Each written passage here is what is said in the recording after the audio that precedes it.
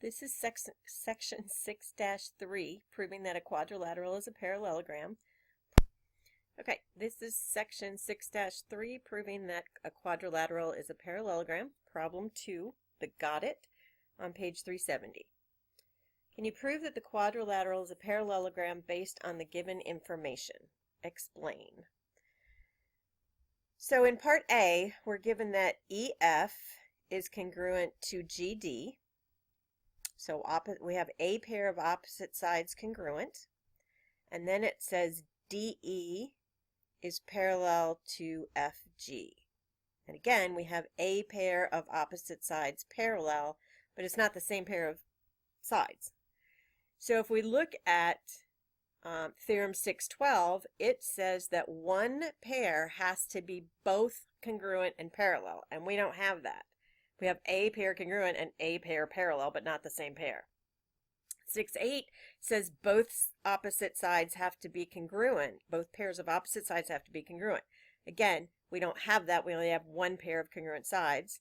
And the definition of a parallelogram is that it has to have both pairs of opposite sides parallel. And again, we don't have that. We only have one set of parallel. So A, the answer is no. It doesn't fit any of the theorems or definition of a parallelogram. Okay. So, part B. This one actually is a parallelogram. And the reason we know that is we're given that this angle, ALN, is congruent to DNL.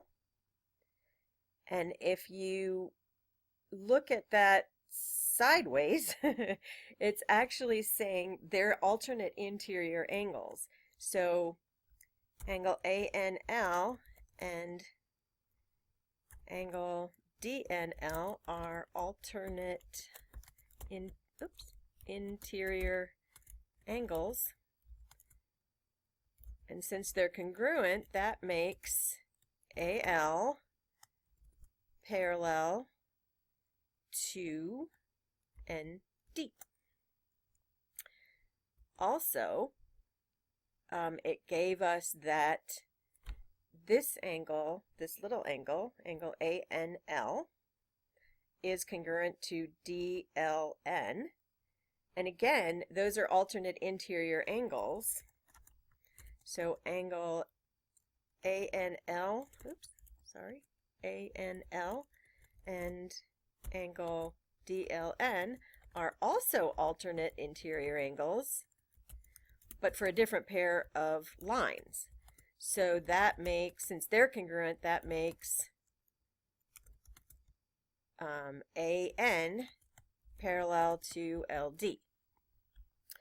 And if we look up above,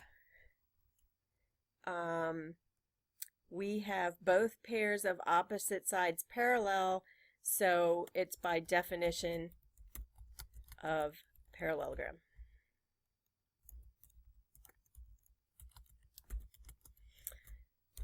Pairs of opposite sides parallel. So yes, part in B, that is a parallelogram.